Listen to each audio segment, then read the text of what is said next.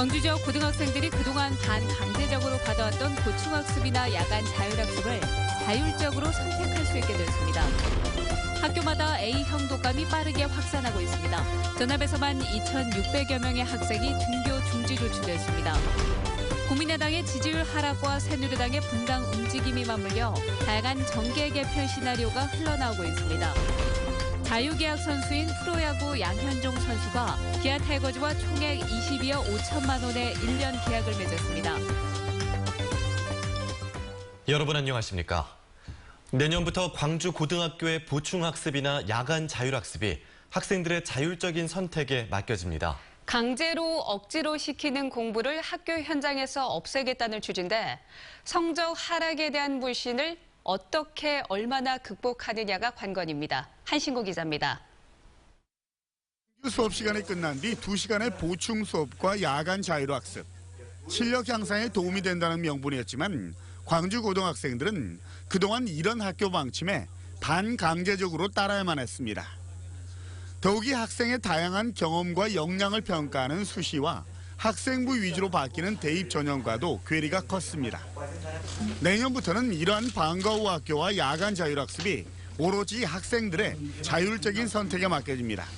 학생 중심의 자율활동을 최대한 존중하는 교육과정 운영과 변화한 입시 체제에 맞는 능동적 대응으로 학생들에게 행복한 배움의 기회를 방과 후 학교에서 선행학습을 금지하고 야간 자율학습 역시 강제로 참여하는 대신 동아리 활동을 통해서 자발적으로 참여하도록 할 방침입니다.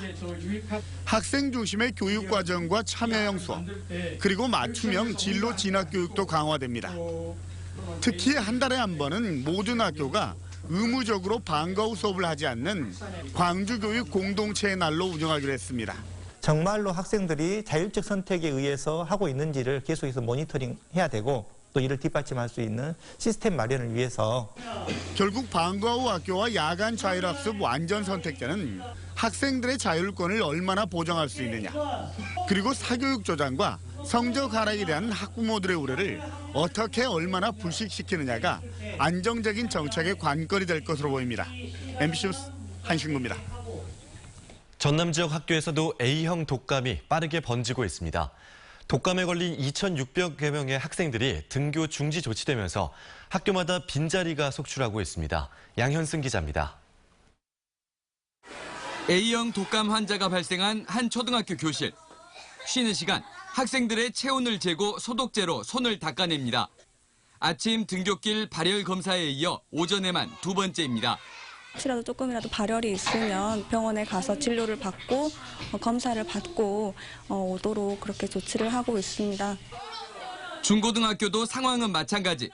A형 독감이 학생들 사이에서 급속하게 번지면서 입을 가린 채 수업을 받는 학생들이 눈에 띕니다. 조금 얘들이 마스크 많이 쓰고 기침도 하고 해서 많이 반 분위기 자체가 조금 침체된 것 같기도. 전남의 초중 고교에서 지금까지 2,600여 명의 A형 독감 환자가 발생해 등교 중지 조치됐습니다. 지난 주말 이후 하루 만에 960명의 환자가 발생하는 등 최근 일주일 사이 환자 수가 2,000명 가까이 폭증했습니다. 특히 전체 환자의 83%가 순천과 광양 지역에 집중돼 있고 목포에서도 확산 조짐을 보이고 있습니다. 등 보건위생교육을 강화하도록 학급 학교에 지시를 하였고요. 그다음에 이와 관련해서 학급 학교에서 보유 중인 방역물품 중 마스크라든가 손소독제 등 그것을 한 2억 원 정도 물량을 지원해주고 있습니다. 전체 800여 개 학교 가운데 500곳 이상 학교가 오는 30일 이후로 방학을 시작할 예정. 조기 방학을 검토하라는 지침도 내려졌지만 학사 일정을 무시하고 무작정 방학을 할 수는 없어 노심초사하며 A형 독감 확산세를 지켜보고 있습니다. MBC 뉴스 양현승입니다. 가족 지인 명의로 위장업체를 만들어 입찰가를 담합해 학교 급식 식자재 입찰을 따온 유통업체 대표가 구속됐습니다. 교육청 직원만 접속이 가능한 시스템에 들어가 경쟁업체의 입찰 정보까지 들여다본 것으로 조사됐습니다. 송정근 기자입니다. 광주의 한 식자재 유통업체입니다. 문은 닫혀 있고 사무실 안에는 식자재만 덩그러니 쌓여 있습니다. 이 업체 대표 53살 조모 씨는 학교 급식 식자재 입찰가를 담합한 혐의로 구속됐습니다. 담합을 쉽게 하기 위해 위장업체까지 만드는 치밀함을 보였습니다. 조 씨는 가족과 지인을 동원해 이렇게 사무실만 차려놓은 유령업체 9곳을 추가로 만들었습니다. 담당 그 대표로 이름 올라가 있는 사람들한테 종이를 줘요. 입찰 종이를. 금액하고 뭐 몇 퍼센트 막 이렇게 적어져 있는 종이를 주면서 입찰을 보라고 시키거든요, 아침에. 조 씨가 자신이 운영한 10개 업체 이름으로 지난해 3월부터 약 1년 동안에만 310여 개 학교에 86억 원어치의 식자재를 납품했습니다. 특히 조 씨는 교육청 직원만 접속할 수 있는 식자재 조달 시스템에 접속해 경쟁업체들의 입찰 정보까지 알아낸 것으로 드러났습니다. 아무래도 그런 그 관리자 아이디와 비밀번호를 통해서 그 EAT 시스템에 들어가 자기들 필요한 입찰과 관련된 그 정보들을 입수했던 걸로 그렇게 파악을 하고 있습니다. 교육청은 이 같은 사실을 까마득히 모르고 있었습니다. 교육청은 보안의 중요성을 인식하지 못해 시스템이 도입된 이후 3년 동안 비밀번호 변경을 하지 않았다고 해명했습니다. 이런 일인데 경찰청 얘기 들으니 깜짝 놀랐죠. 인식은 확실히 이게 이렇게 중요한 자료로 활용될 수 있겠다는 정도의 그런 자료들이 아니었기 때문에 인식이 조금 소홀한 건 사실이에요. 경찰은 조 씨와 함께 범행에 가담한 조 씨의 딸 등 15명을 같은 혐의로 불구속 입건했습니다. MBC 뉴스 송정근입니다. 대통령 탄핵안이 가결된 뒤에 정계 개편에 슬슬 시동이 걸리는 분위기입니다. 국민의당의 지지율 하락과 새누리당의 분당 위기 등 정치 환경 변화 때문인데요. 호남 민심이 속도 조절의 변수가 될 수 있습니다. 윤근수 기자입니다. 국민의당의 안철수 전 대표가 최근 손학규 전 민주당 대표를 비공개로 만나 당대표 선거 출마를 제안했다는 이야기가 나왔습니다. 호남의 초재선 의원들이 당의 지지 기반을 넓히기 위해서 영입을 권유한 것으로 전해졌습니다. 손학규 전 대표 측은 일축했지만 연대 가능성은 열어뒀습니다. 안철수 현상은 아직도 유효하다. 안철수 개인의 정치적인 지지세는 많이 빠졌습니다만 새누리당이 분열하면서 비박계와 국민의당의 연대 가능성도 거론되고 있습니다. 안철수 전 대표는 친박은 물론이고 비박과도 선을 긋고 있습니다. 박근혜 대통령 당선을 도운 사람들이 절대로 다음 정권을 꿈꿔서는 안 됩니다. 국민의당의 최대 지지 기반이면서 동시에 새누리당의 특히 비판적인 호남의 민심을 의식한 거라는 해석이 나왔습니다. 하지만 당내에서는 비박계 중에 뜻이 맞는 인사와는 함께할 수 있다는 선별적 가치 연대론이 계속 거론되고 있습니다. 호남 유해 지역으로 기반을 넓히되 호남의 민심을 거스르지 않는 방안을 놓고 국민의당이 고민에 빠진 가운데 정치권의 새판짜기가 슬슬 시작되고 있습니다. MBC 뉴스 윤문수입니다.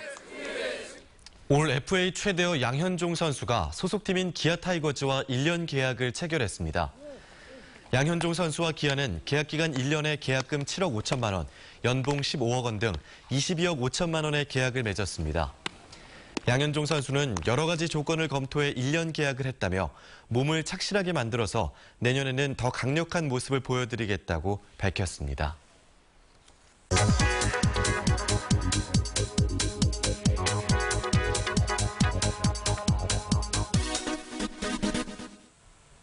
광주와 전남 지역의 국공립대학과 공공의료기관 얼마나 청렴할까요?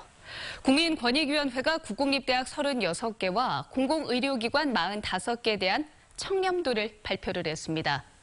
광주과학기술원은 5.69점, 하위 등급인 4등급을 받았습니다. 연구와 행정 분야가 부정부패에 취약해서 개선이 필요한 것으로 나타났습니다.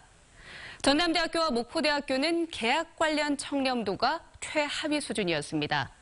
순천대학교는 2등급으로 그나마 좋은 성적을 받았습니다. 공공의료기관의 경우에는요, 전남대학교 병원의 청렴도는 6.39점, 대학병원 가운데 꼴찌였습니다. 또한 지난해보다 1점 넘게 떨어져서 부정부패에 대한 개선이 이루어지지 않은 것으로 드러났습니다. 카드뉴스였습니다. 나주에서 5번째 발생한 AI도 H5N6형 고병원성으로 확진되면서 농장 간 감염 우려가 더 커지고 있습니다. 전남에서 발생한 AI 9건 가운데 현재까지 나주에서만 5건이 발생했는데 닷새 간격을 두고 반경 1km 안의 농가 2곳에서 고병원성 AI가 확진 판정됐습니다. 현재까지 전남에서는 27개 농가에서 닭, 오리 49만 8천 마리가 살처분됐습니다. AI 경보 단계는 최고 단계인 심각 수준으로 격상돼 있는 상태입니다. 5.18 광주 민주운동 발원지의 하나인 전남대학교 정문 일대에 5.18 민주공원이 조성됐습니다. 5.18 민주공원은 80년 5.18을 비롯해 4.19 혁명과 6월 항쟁 등 한국 민주주의 운동사에 함께한 전남대학교의 역사성과 장소성을 기념하는 공간으로 조성됐습니다. 특히 상징 조형물은 민주, 인권, 평화라는 광주 정신의 가치가 세계의 꽃잎으로 피어나는 순간을 조형화했습니다. 상무 소각장 폐쇄가 다음 주로 다가온 가운데 가연성 폐기물 연료화 시설인 SRF가 준공을 마치고 가동을 준비하고 있습니다. 내년 1월 2일부터 가동 예정인 폐기물 연료화 시설은 광주에서 발생한 생활 폐기물의 60%가량을 연료로 재활용하는 시설로 하루 414톤가량의 고체형 연료로 생산할 예정입니다. 상무 소각장에서 소각하던 생활 폐기물 역시 이곳에서 처리할 예정으로 소각장은 오는 31일까지만 가동합니다. 한국한의학연구원 전남센터 기공식이 동신대학교에서 열렸습니다. 한의학의 과학화와 고부가 가치 한의학 자원 개발을 담당할 한국한의학연구원센터는 총 6,100여 제곱미터의 면적에 194억 원을 들여 지하 1층, 지상 3층 규모로 오는 2018년 4월 완공될 예정입니다. 또 지역의 생물산업 인프라와 연계해 한의학 자원 발굴과 함께 한방 의료기기 융합기술 개발과 현대화 등의 역할도 맡게 됩니다. 광주 환경운동연합은 지난 2011년부터 가습기 살균제로 피해를 본 광주 전남 지역민은 240여 명이며 이 가운데 70여 명이 숨졌다고 밝혔습니다. 가습기 살균제 사망률은 광주 전남이 약 30%가량으로 전국 평균보다 10%가량 높은 것으로 조사됐습니다. 가습기 살균제 사용자는 전국적으로 1,000만 명으로 추산되며 잠재적 피해자는 29만에서 220여만 명에 달할 것으로 추정됩니다.